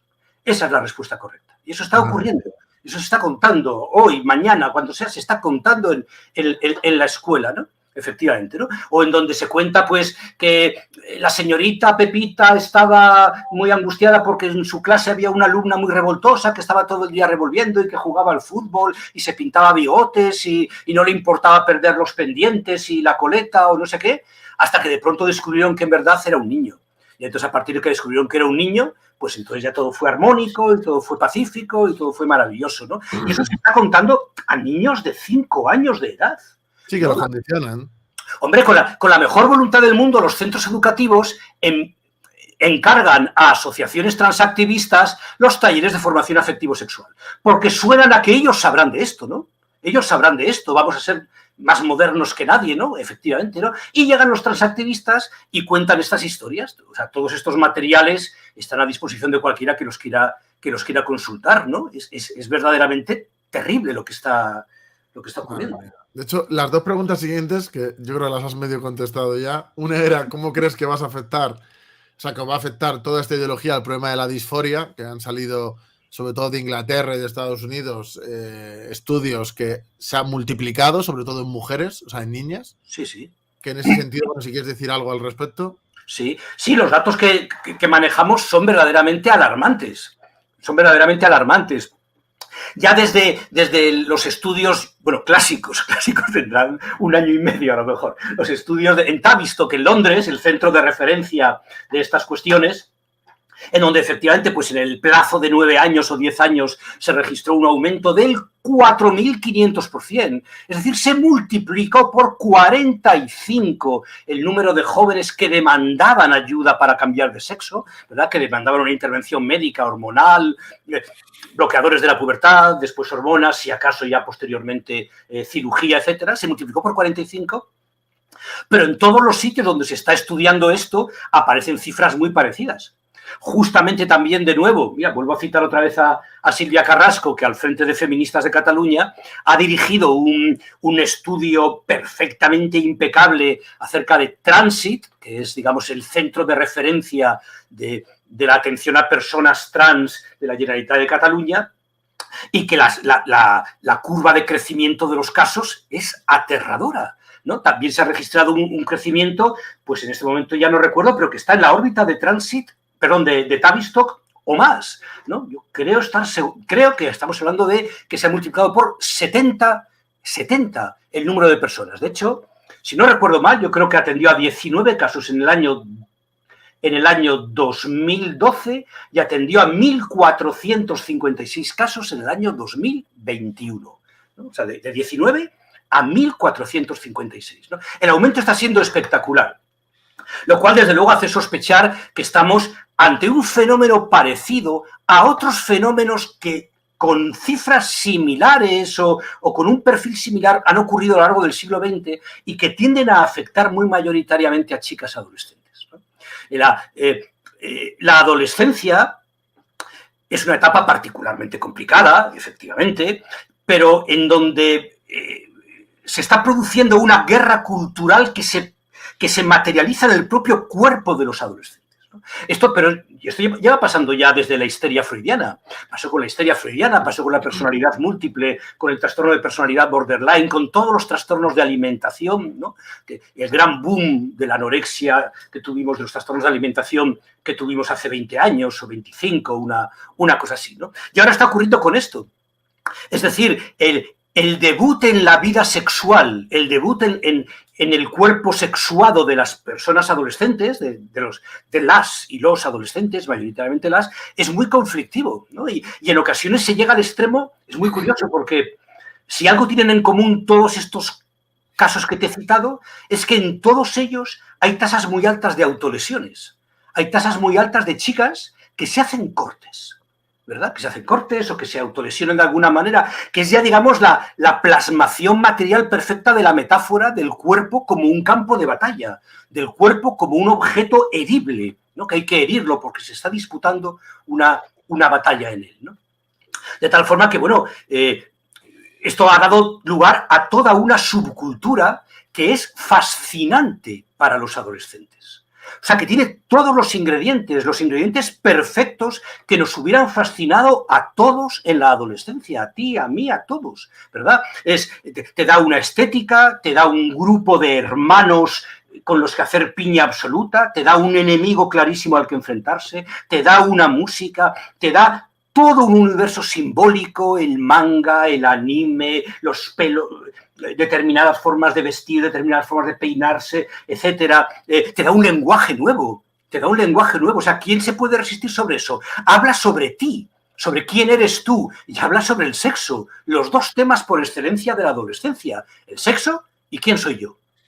Era lo que todos los adolescentes de la historia hemos dedicado nuestra adolescencia, a pensar sobre el sexo y sobre nosotros, no necesariamente en ese orden. De tal forma que es perfectamente creíble que esto esté ejerciendo una función fascinante entre los jóvenes. O sea, ¿cómo se puede ser tan ingenuo de pensar, como a veces leemos, que lo que está pasando sencillamente es que ha desaparecido el estigma sobre un trastorno que existió siempre, sobre una condición que existió siempre, y entonces ahora, al desaparecer el estigma, brota en cantidades gigantes, ¿no? En verdad existió siempre, ¿no? ¿Cómo alguien se puede creer de verdad que si eso fuera así, los perfiles de personas con disforia tendrían un perfil de edad y de sexo tan claramente definido, justamente relacionado con las etapas más influenciables de la vida, ¿no? ¿Cómo alguien puede decir que no aceptar a las personas trans provoca altas tasas de suicidio y, sin embargo, ahora nos encontramos que cuando, según la explicación de ellos, se está provocando tal aceptación que brotan, ¿no? Nos encontramos las mayores tasas de suicidio de la historia desde que hay registros en el campo de la salud mental juvenil, ¿no? No hay datos, o sea, no hay argumentos razonables para defender que estamos ante un fenómeno que simplemente por haber dejado de patologizarse o de marginarse, de estigmatizarse, está brotando tal cual existió siempre. Eso es completamente ingenuo. Lo escuchamos de la histeria hace 80 años, lo escuchamos de la personalidad múltiple, lo escuchamos de los trastornos de alimentación. Me lo preguntaban mis alumnos hace 20 años. Cuando yo les decía que está aumentando mucho los trastornos de alimentación, me preguntaban, ¿no será que existieron siempre y ahora tan solo están apareciendo? Pues no, porque han disminuido, ¿no? Porque tuvieron su auge, su subida y luego han tenido su bajada, ¿no? Con lo cual no parece que sea eso, ¿no? Y entonces, bueno, digamos que, si me permites ahora la licencia, yo lo que entendería es que estamos ante la ingeniería social perfecta para crear la supuesta revolución mayor de la historia de la humanidad, absolutamente inofensiva para las estructuras de poder. Es decir, nunca una juventud ha estado más convencida de que cuestiona desde la misma raíz toda la existencia social, de que son la generación más revolucionaria que ha existido jamás y que provoca el cambio más radical que ha existido nunca, y a la vez ha sido más mansa, narcisista, centrada en su ombligo, despolitizada, absolutamente inofensiva para el poder establecido. Absolutamente inofensiva. O sea, los grandes grupos financieros, las grandes agencias de comunicación, las grandes empresas mediáticas, todo el gran capital apoya a muerte el movimiento trans. Compiten entre ellos para ver quién lo apoya más. No hay una moda, sí. No hay marca comercial que no ponga su logotipo con la bandera trans 10 días, los 10 días al año que sea, o el mes trans, o cosas por el estilo. O sea, el Corte Inglés, el Banco de Santander, el BBVA, Amazon que no permite sindicarse a sus trabajadores, al menos en Estados Unidos, sin embargo tiene un manual detalladísimo de cómo va a permitir la transición y el cambio de nombre y el cambio de imagen y demás, ¿no? O sea, el gran capital apoya descaradamente todo este movimiento, ¿no? Y a nadie se le activa ninguna alarma. Nadie dice, oye, ¿no será que esto a lo mejor es un poquitín, un poquitín, pudiera ser que fuera un poquitín neoliberal, un poquitín conservador y tal? No, transfobo, a ti lo que pobre el que lo haga, efectivamente, van a ir a por él a muerte. A ti lo que te pasa es que odias, porque el mundo, no sé si lo sabía Roberto, se divide en dos personas, las que aman y las que odian. Esa es la gran obra política, los grandes axiomas políticos desde los que analizar la realidad. Existe el bien y existe el mal, ¿no? Yo formo parte del bien, tú formas parte del mal, y entonces, claro, el bien no puede permitir que el mal exista por la paradoja de la tolerancia de Popper, con lo que se cita Popper, bueno, de la forma más infame, ¿verdad? Más vulgar, sí. Más vulgar que se puede ver citar, ¿no? Entonces, aquí lo que hay no son razonamientos, no son argumentos, no es que yo llevo aquí una hora ya casi argumentando y tal. No, aquí lo que hay es una persona que odia, que es mala, que soy yo, y entonces dice estas cosas, ¿no? Y otra persona, Pablo Echenique, es buena y ama mucho, Pablo Echenique, y entonces dice otras cosas. De tal forma que la confrontación que cabe al respecto de este tema no es académica, no es argumentativa, es una confrontación del Señor de los Anillos. Es la confrontación, ¿verdad?, entre buenos y malos. Entre buenos, que son buenos porque ellos son buenos, porque por definición lo son, porque el bien es un a priori, ¿verdad? Y otros que son malos porque no son malos y porque son malos y porque el mal es un axioma y está ahí, ¿no? Y este es el nivel Este de verdad es el nivel, ¿no?, que tenemos, ¿no? Este es el nivel que tiene nuestra clase política, el nivel que vemos muchas veces, no sé, en los debates que hay al respecto, ¿no? Cuando se defiende que, por ejemplo, no se nos permita hablar a Marino y a mí. ¿Por qué? Porque odiamos. Porque odiamos. Yo no sé, en fin. Yo, No deja de ser llamativo. antes de hacerte la siguiente pregunta, Sí. hay gente haciendo preguntas muy interesantes, copiarlas para ponerlas al final, que José quiere contestarlas. Y también que he visto que está por aquí, darle las gracias a Paula Fraga, que es una amiga que tenemos en común José y yo, y es la que ha hecho que sea posible que venga. Así que muchas gracias. Paula Megacrack, un saludazo para Super Paula Fraga. Quería preguntarte también por el tema de las identidades, ¿no? Porque esto ha hecho mucho daño, sobre todo con el tema de redes sociales y demás. Y creo que como psicólogo es bastante interesante tu opinión al respecto. Sí, claro. Ya decía antes que estamos en una guerra fundamentalmente lingüística y hay que saber desmontar las palabras que nos están enredando en retóricas completamente metafísicas, ¿no? Y claro, una de las palabras fundamentales es identidad. A ver quién es el guapo que hoy en día pone en cuestión algo que alguien está diciendo en mor de su identidad, ¿no? Si tú me dices lo que sea y lo fundamentas en que es tu identidad, a ver quién es el guapo que se opone a esto, ¿no? Y sin embargo, habría que entender que la idea que está manejando la gente respecto de lo que es la identidad es en verdad una degeneración básicamente de dos ideas que se tergiversan y se mezclan. Por un lado, la idea de igualdad clásica. Bueno, la idea de igualdad clásica presupone que dos elementos son idénticos en un aspecto, ¿no? Pues a lo mejor tú y yo, pues a lo mejor nacimos en la misma ciudad, si fuera el caso. O tú y yo tenemos el mismo número de hermanos, si fuera el caso, ¿no? Entonces somos iguales en un determinado aspecto. Políticamente hablando, esto implica que María ha de ser igual que Juan, ¿no? Entonces implica que en sueldos, en sanidad, en educación, en justicia, en promoción social, en todo, las mujeres y los varones deben ser absolutamente iguales, ¿no? Y bueno, la igualdad, digamos, ha sido un elemento muy importante en todas las políticas de izquierdas, en todas las políticas, digamos, feministas, en el caso de varones y mujeres y demás, ¿no? La relación de identidad ya es diferente.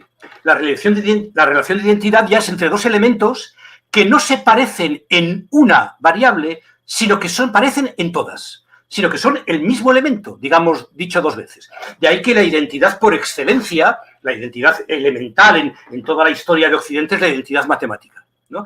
4 por 5 es igual a 20. De hecho, 4 por 5 es otra forma de escribir 20. En todos los aspectos que imaginemos, 4 por 5 es exactamente igual a 20.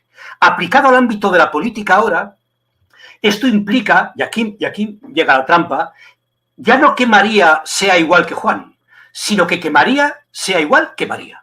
Parece un trabalenguas, muchas cosas de este movimiento parecen un trabalenguas, ¿no? Pero hay que saber desmontarlo, ¿no? Es decir, se presupone que existe un yo interno que ha de igualarse al yo externo. Se presupone que existen dos Marías, una externa y una interna, de tal forma que lo deseable es que ambas se igualen, que ambas sean idénticas. Entonces, mi yo interno, que es el auténtico, por supuesto, ha de igualarse a mi yo externo, que es el falso, el condicionado por la sociedad, el coaccionado, o como lo quisiéramos llamar, ¿verdad? Esta visión de la identidad, que como bien señalaban, pues, yo qué sé, todos los autores clásicos, pues desde el mismo Rogers que citábamos antes hasta Erickson, o todos, la propia idea de identidad implica siempre la idea de conflicto. Decía Viktor Frankl que el ojo se ve a sí mismo solo cuando está enfermo, ¿no? Si el ojo funciona bien, el ojo no ve al ojo. El ojo solamente es consciente del ojo cuando el ojo no está funcionando bien, ¿no? De la misma manera, uno solo es consciente de su identidad cuando no está pudiendo serlo, ¿no? La idea de identidad es inherentemente conflictiva. Si no hay conflicto identitario, no hay percepción de identidad, no hay sensación de identidad, ¿no? Todo esto, insisto, son los autores humanistas norteamericanos de los años 60, 70 y demás, ¿no?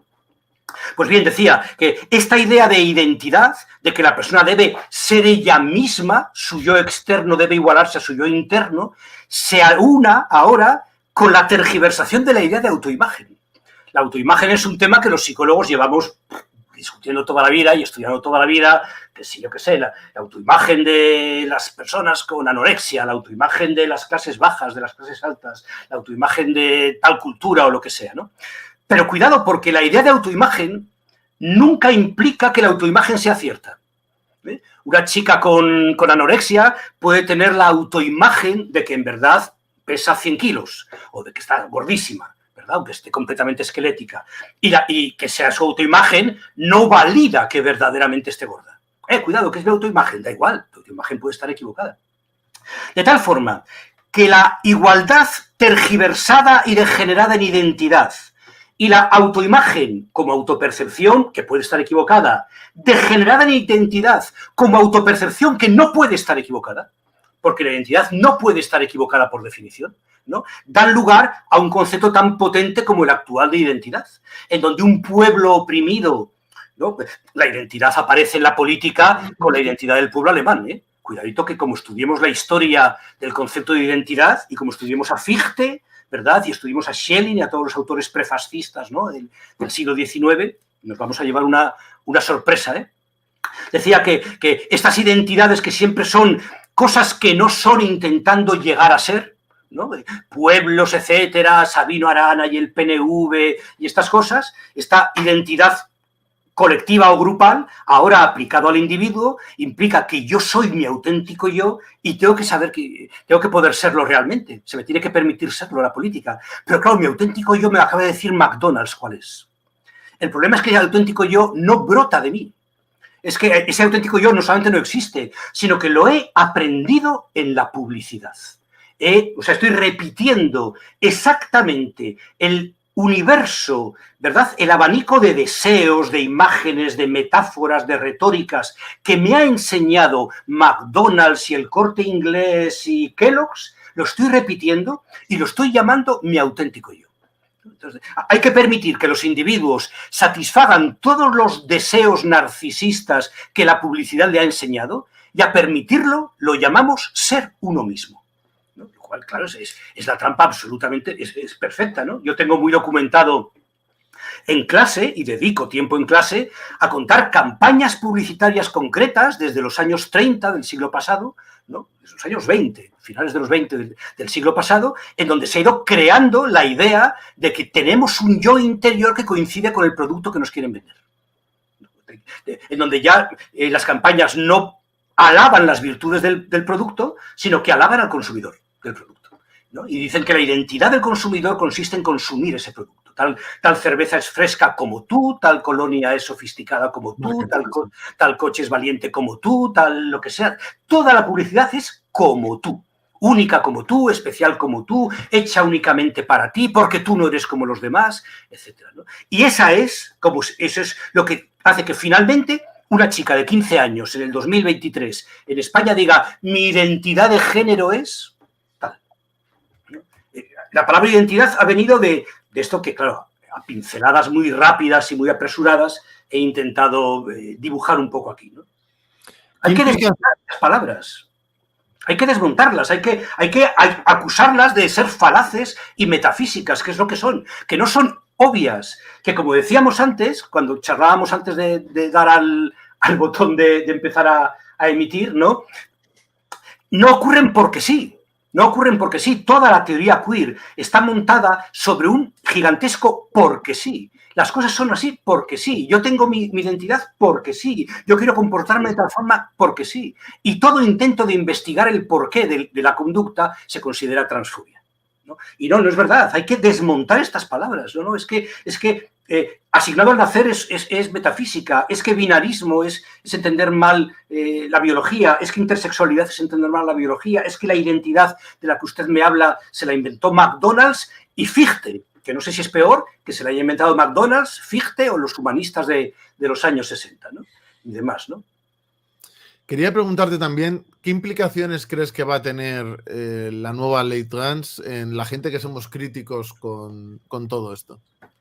Hombre, yo espero que poca o que poca o ninguna. Hombre, en principio es amenazante porque el régimen sancionador de la ley trans Prevé sanciones administrativas, no penales, para personas que hagan manifestaciones tránsfobas. Y será un propio órgano gubernamental, no judicial, el que establezca, el que valore qué manifestaciones son tránsfobas o no son tránsfobas. Es decir, será, por personificarlo, Irene Montero, Pablo Echenique, quien sea, los que decidan si, por ejemplo, las cosas que yo estoy diciendo aquí en esta charla son o no son tránsfobas. A tenor de cómo han juzgado anteriores manifestaciones, un poquito de miedo sí da, ¿no? Un poquito de miedo sí da, porque cualquier persona que no se adhiera al 100% a toda la retórica neoliberal de la ideología transactivista ya es inmediatamente tachado de tránsfobo, ya quiere que mueran todas las personas trans, las mataría con sus propias manos. Si pudiera, ¿verdad? Ya es una persona movida por el odio, un absoluto fascista, ¿no? Absoluto fascista. La última manifestación que montaron para defender el proyecto de ley, la pancarta principal, el lema es "Paremos al fascismo". Paremos al fascismo. Era la pancarta principal, el lema de la manifestación para defender el proyecto de ley trans era "Paremos al fascismo", ¿no? O sea, estamos en un momento de delirio colectivo, ¿no? Así que, bueno, en principio yo no sé, yo llevo toda la vida en la universidad dando clases, me cuesta mucho trabajo pensar que pueda tener yo repercusiones negativas o multas o inhabilitaciones o yo qué sé, no tengo ni idea de... Yo voy a seguir contando estas cosas, ¿no? Entiendo yo sin problema. Yo aquí siempre recuerdo una cosa que contaba Gustavo Bueno, que fue profesor mío y, vamos, yo le debo... la mitad de mi trayectoria académica, pues yo se la debo a Gustavo Bueno. Y Bueno contaba cómo cuando él daba clase en las postrimerías del franquismo, pues la policía secreta se infiltraba en sus aulas, disfrazada de estudiantes, para detectar si explicaba marxismo y si así fuera, pues multarle, etcétera, ¿no? Y decía, bueno, pero eran tan analfabetos que bastaba con hacer un par de giros lingüísticos y evitar 2 o 3 palabras y en vez de decir Marx, decir el autor alemán o cosas por el estilo, bastaba eso para que yo pudiera explicar todo el marxismo del mundo y ni se enterasen de que delante de sus narices yo estaba explicando a Marx, ¿no? Yo creo que, vamos, que no hay ningún problema para explicar estas cosas y seguramente ni se enterarán de que las estamos explicando. Confío en que no haya repercusiones. ¿Qué papel crees que ha tenido en todo esto Irene Montero y su ministerio? Bueno, pues Irene Montero ha sido la avanzadilla de un tipo de izquierda, esa personificación es que es una caricatura exagerada de un determinado tipo de degeneración del pensamiento de izquierdas que llevamos sufriendo en Occidente desde hace varias décadas. La caída del muro de Berlín, que duda cabe, que deja noqueada a la izquierda y desorientada a la izquierda, el mapa del mundo que manejaba la izquierda queda alterado, alguien ha movido así, ha agitado el tablero, y esa es la ocasión para que desde los medios de comunicación, desde las estructuras de poder, etcétera, se comience a apoyar una determinada izquierda que tiene todo lo emocional de la izquierda clásica, rebelde, transgresora, contestataria, antisistema, etcétera, pero que resulta completamente inofensiva para el poder económico, completamente inofensiva, ¿verdad?, para las verdaderas estructuras de poder, ¿no? De tal forma que es una izquierda que va buscando, como sea, eslóganes, pancartas, luchas que tengan un aire de familia a las luchas tradicionales de la izquierda para apuntarse a ser más revolucionarias que nadie, ¿no? Pero en la práctica, ya lo decíamos antes, están dando lugar, pues, a fortalecer el machismo de toda la vida, a fortalecer una visión individualista, subjetivista, donde la verdad no existe, donde en el fondo se trata al ciudadano con la estructura del consumidor de los centros comerciales, en donde respetar y atender a la persona es darle lo que está pidiendo, es decirle que sí a todo lo que diga, etcétera, ¿no? Entonces, bueno, yo creo que efectivamente, pues, esa izquierda ha recibido los beneplácitos del poder. Podemos se queja muy amargamente, y no digo que no tenga razón, de las campañas manipuladoras de los medios de comunicación contra ella, pero no se quejó amargamente de las campañas manipuladoras de los medios de comunicación a favor de ella hace 10 años. o el tiempo que fuera, ¿no? O sea, no niego unas, espero que nadie niegue tampoco las otras, ¿no? Según haya podido interesar más o menos de una forma u otra, según las coyunturas momentáneas, mezquinas, ¿verdad? Bueno, todos los políticos niegan las suyas, la verdad. Mira, hacen una pregunta aquí. José dice, ¿creéis que aún se puede detener legislativo o judicialmente esta ley? ¿Existe alguna opción? ¿Sabes algo de esto? Nah, yo creo que un milagro, ¿no? A ver, me consta porque estamos muy metidos en el asunto, que hay una muy buena parte del PSOE, una parte importante del PSOE, que desde luego no apoya esta ley, pero la posibilidad de que voten en contra es cero. Simbólicamente lo hizo Carmen Calvo, que se abstuvo simbólicamente, ¿no? Obviamente no es la única diputada de todo el grupo parlamentario socialista que estaba en contra, ¿no? Que al menos se abstenía, ¿no? Sin embargo, fue la única que se abstuvo, bueno, pues porque la correlación de fuerzas en ese momento podía permitirse una abstención de más, ¿no? Ahora esto irá al Senado.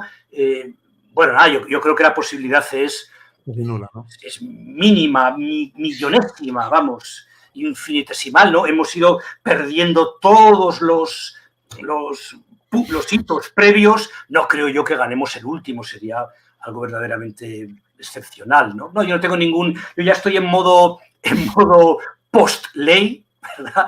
Mentalmente ya cambié el chip y ya estoy en modo post-ley y nada, toca más que nunca estar más al pie del cañón que nunca, ¿no? Que nunca, pues para evitar que tantos adolescentes, con las confusiones normales de la adolescencia, exageradas, ¿no? Por una adolescencia particularmente violenta que implican las redes sociales, los medios de comunicación, la sexualidad cada vez más violenta a través del porno, etcétera, pues opten por estas soluciones que ellos las van a demandar convencidísimos, como todo el mundo a los 15 años, de lo que está diciendo, pero que pueden tener muy malas consecuencias hacia ellos, ¿no? Mientras algunos... Otra cosa que me encantó de tu libro es con el tema de la neolengua y me gustó especialmente el tema, o sea, el apartado que habláis de los prefijos y los sufijos, ¿no? Que habláis de fobia y cómo lo usan y del tema mis y diferenciando uno de otro. Si lo pudieras resumir muy brevemente tu posición al respecto, creo que sería muy interesante para la gente que nos está viendo. Dentro de esta tendencia que comentábamos antes de hacer que la discusión argumental ya no exista y tan solo exista el enfrentamiento emocional de dos personas, tú amas, yo amo, Paula odia, quien fuera, ¿verdad? Lo que sea, dentro de este enfrentamiento, un elemento fundamental tiene que ver con el uso de las fobias como elemento desautorizador de la otra persona. De tal forma que se tiró de terminología psiquiátrica con todo el estigma descalificador, desautorizador que tiene que yo te acuse a ti de padecer un determinado trastorno psiquiátrico, pero la terminología psiquiátrica de fobia se refería, claro, a miedos que las personas tenemos. No se refería a odios que las personas tengamos. Para hablar de los odios está el prefijo mis, por ejemplo, misoginia, odio a las mujeres, misantropía, ¿verdad? Odio a la especie humana, odio a los hombres en el sentido de especie, ¿verdad? De especie humana, ¿no?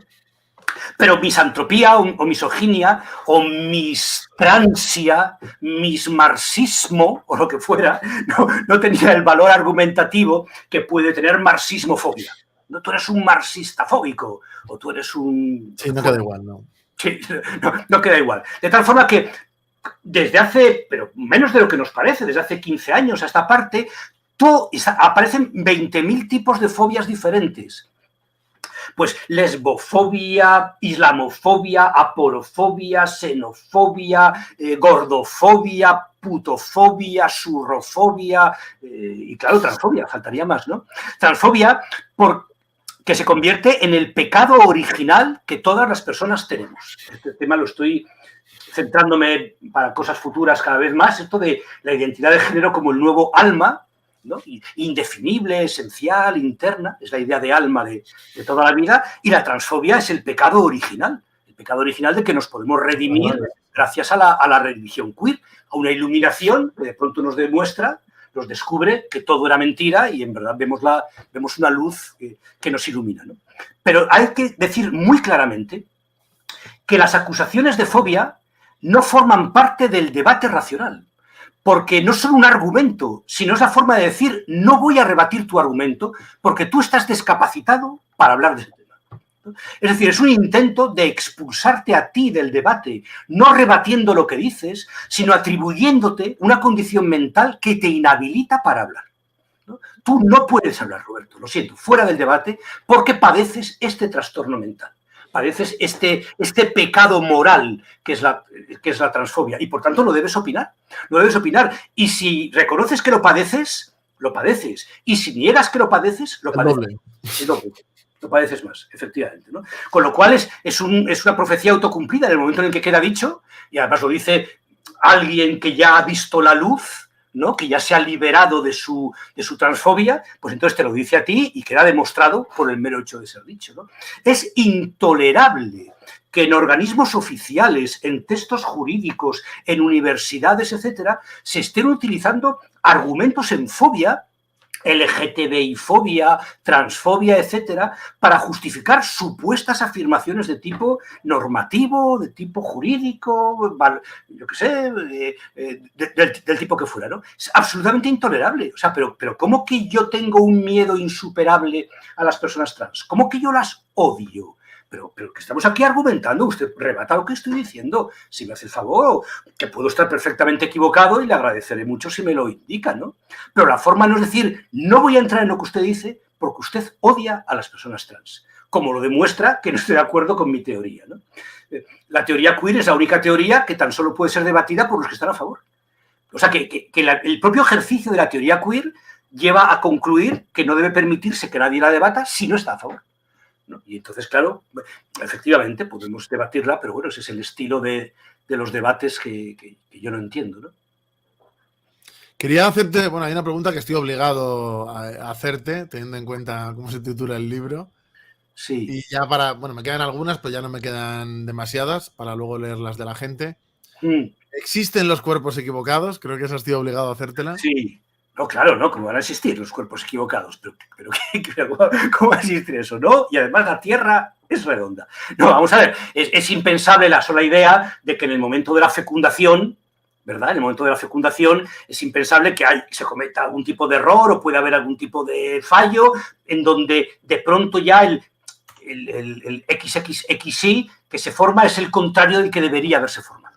Eso es simplemente presuponer que la persona existe previamente o que el cuerpo es incoherente respecto del alma, que es lo que verdaderamente se está suponiendo.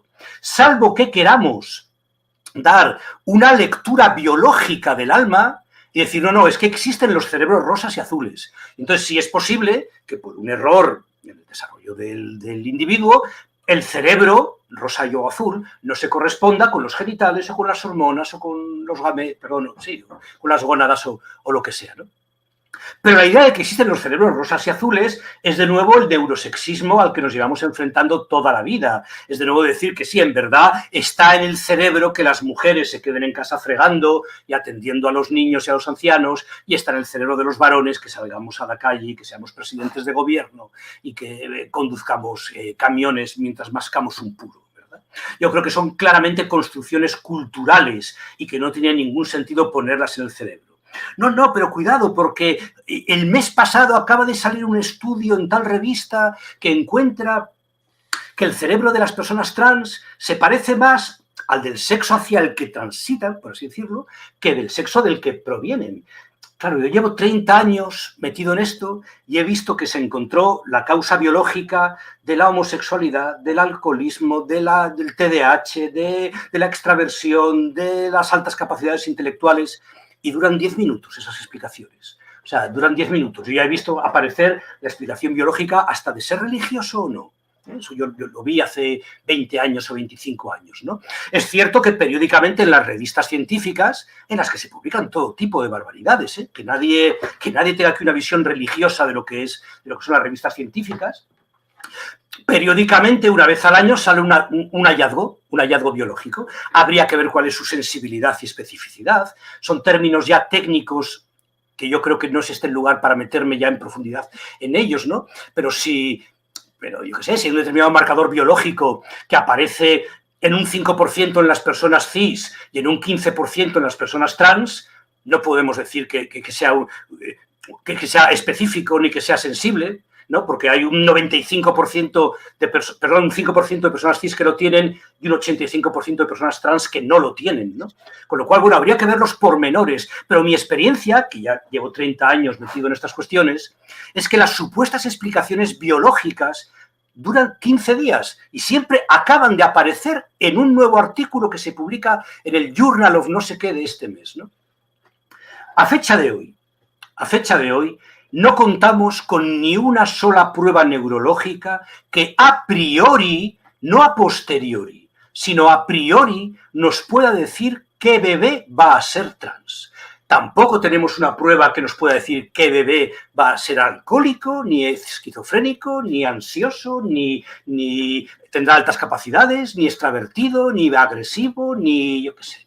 O sea, todas las cosas de las que se encontraba la causa biológica no han provocado a fecha de hoy ni una sola prueba que permita saber a priori quién va a tener tal característica biológica o no. Y no va a existir en el tema trans, porque estamos ante un problema psicológico, no biológico. Estamos ante la gran mitología de la ideología del siglo XXI. Y estamos ante una construcción cultural narcisista, individualista, subjetivista, que toma el colapso del sexo en las sociedades modernas, ¿no? Problemas en la natalidad, en la reproducción, nuevas estructuras sociales, nuevas estructuras laborales, etcétera, para meter esta nueva forma de ser en el mundo, en la vida. Y como siempre pretenderá fundarse biológicamente. Y como siempre no lo va a conseguir. Oye, ¿y si me equivoco? Pues maravilloso, porque haremos una prueba a los niños al nacer y sabremos quién va a ser trans. O sea, sabremos cómo tiene el cerebro, si lo tiene rosa o lo tiene azul. No va a ocurrir. No va a ocurrir. Por último, o por lo menos la mía, ahora leeré algunas del chat. ¿Crees que hay salida a todo esto? ¿Y tienes alguna propuesta, algún pensamiento sobre cómo se va a poder salir de esto? No lo sé. Yo empecé este tema siendo muy, muy pesimista. Después, viendo la enorme vitalidad del movimiento feminista y la enorme vitalidad de las personas que se oponían al transactivismo, etcétera, empecé a decir, oye, ¿y si a lo mejor tenemos alguna mínima posibilidad de algo?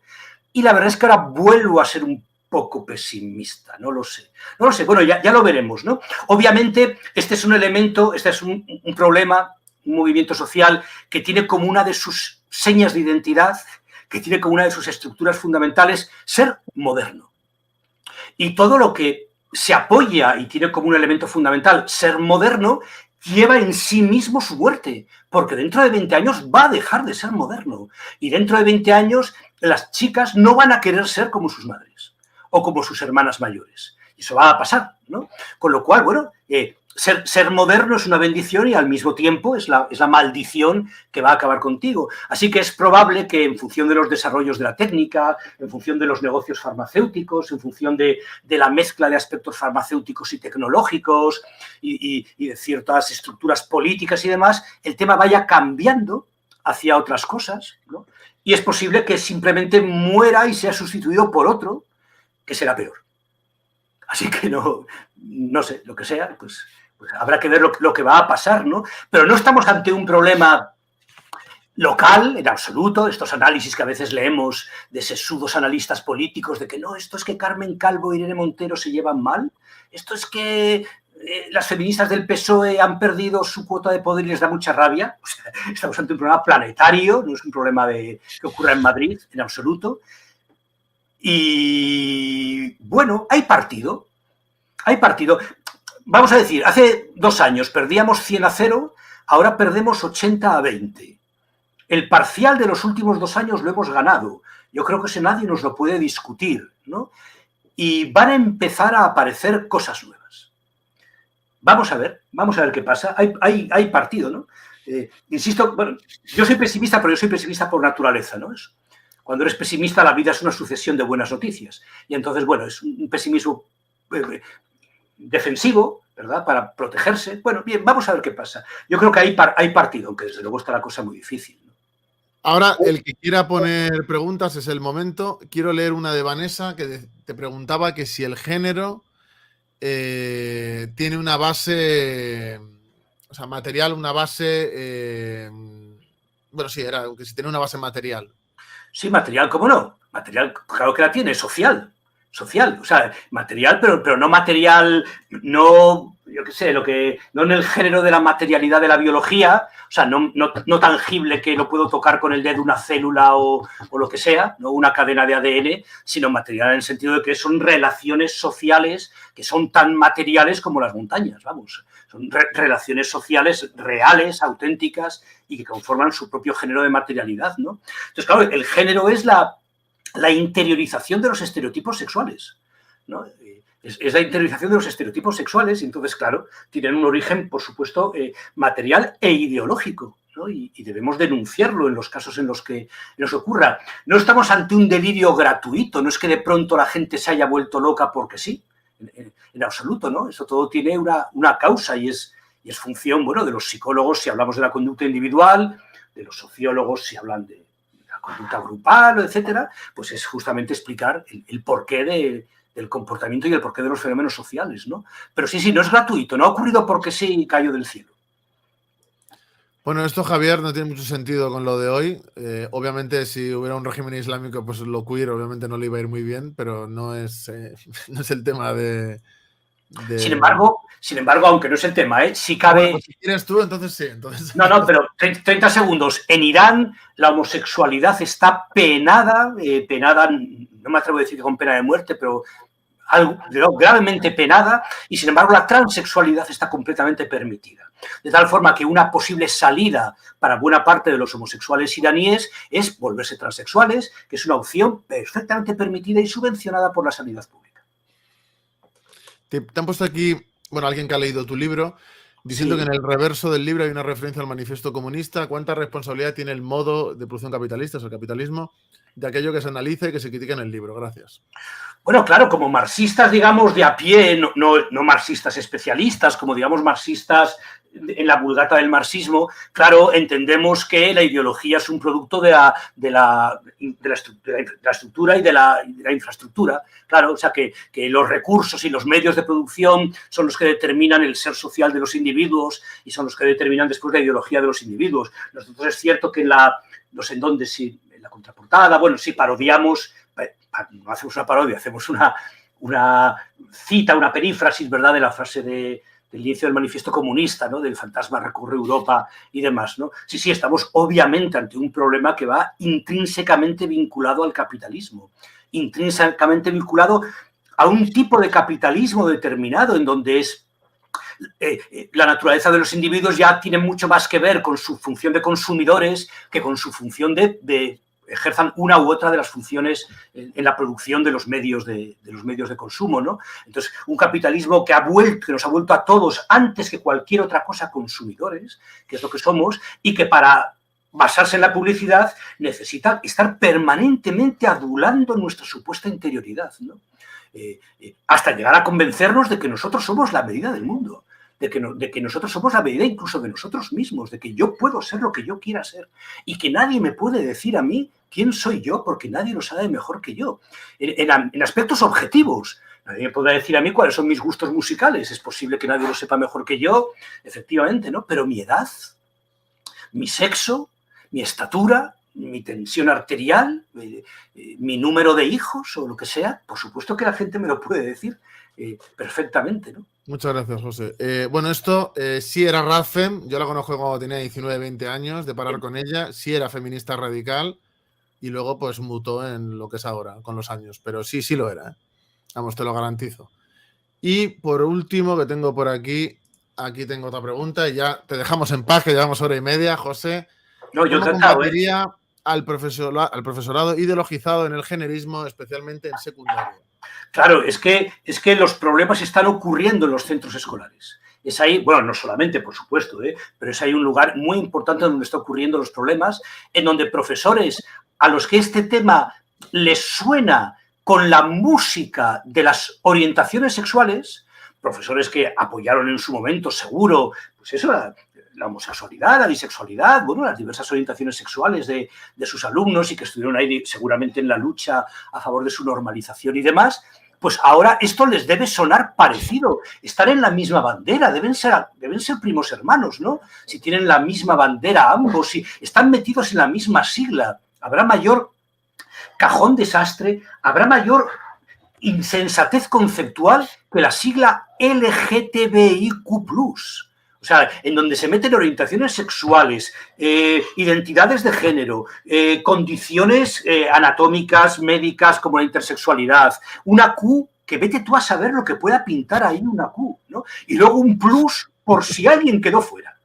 Por si por lo que sea nos hemos olvidado de alguien, ponemos un más, ¿no? Y quedó fuera, ¿no? De tal forma que con este armazón conceptual, o sea, con esta papilla ideológica basura, ¿no? Pues claro, estás bien intencionado, pues para que un alumno tuyo de 15 años no sufra discriminación, faltaría más, marginación, maltrato, estigmatización, faltaría más, en función de nada de lo que tenga que ver con el sexo, ¿no? Nadie respeta más a las personas que tienen problemas con su sexo y con su género que nosotros. Absolutamente nadie está más bien intencionado por ayudarlas, por encontrar la verdadera causa de lo que les ocurre, por mirar a medio y largo plazo y no a hoy por la tarde. ¿Qué quieres para hoy por la tarde? No vendemos nada, no somos agentes del Netflix, ni vendemos palomitas en las puertas de los cines. Nos interesa el bienestar de la gente trans a largo plazo, a medio y largo plazo. No tenemos la mirada puesta en venderles lo que en este momento nos están pidiendo porque les hemos convencido de que nos lo pidan, claro, porque les hemos creado eso, ¿no? Y entonces, bueno, claro, el profesorado de secundaria que está convencido de estas cuestiones, pues yo creo que puede hacer bastante daño, ¿no? Y bueno, ¿qué voy a decir? ¿No? Pues sería importante que leyeran al respecto, sería importante que se cuestionaran algunas cosas. A mí un amigo me dijo una vez, y me pareció una frase buenísima, me dijo, tenéis la batalla perdida porque la pereza está en el otro lado, porque luchéis contra la pereza intelectual, ¿no? Y contra la pereza intelectual nunca hay nada que hacer. O sea, es Thanos, es el super malvado, el supervillano mayor que existe en el mundo, ¿no? La pereza intelectual, el ser bien queda, el ser buen rollero y no sé qué, está en el otro lado. Y entonces la batalla es muy cuesta arriba, muy cuesta arriba. Estamos jugando un partido de fútbol en donde el terreno está inclinado y nosotros jugamos cuesta arriba y los otros juegan cuesta abajo. Va a ser muy difícil este partido de fútbol, va a ser muy difícil. Bueno, José, muchísimas gracias por haber venido a darnos esta entrevista. Espero que tu libro siga viento en popa mucho más tiempo, que falta nos hace a todos. Gracias por aportar a la lucha. Hombre, gracias a vosotros, a todos los espectadores que ha habido y las preguntas que habéis hecho y demás. Y yo, como los Blues Brothers, soy un hombre con una misión y estoy a vuestra disposición para lo que queráis, para hablar de estas cuestiones, que además se nota que me gusta a mí charlar de estas cosas. Pues muchas gracias y un abrazo fuerte, José. Venga, un abrazo, Roberto. Gracias.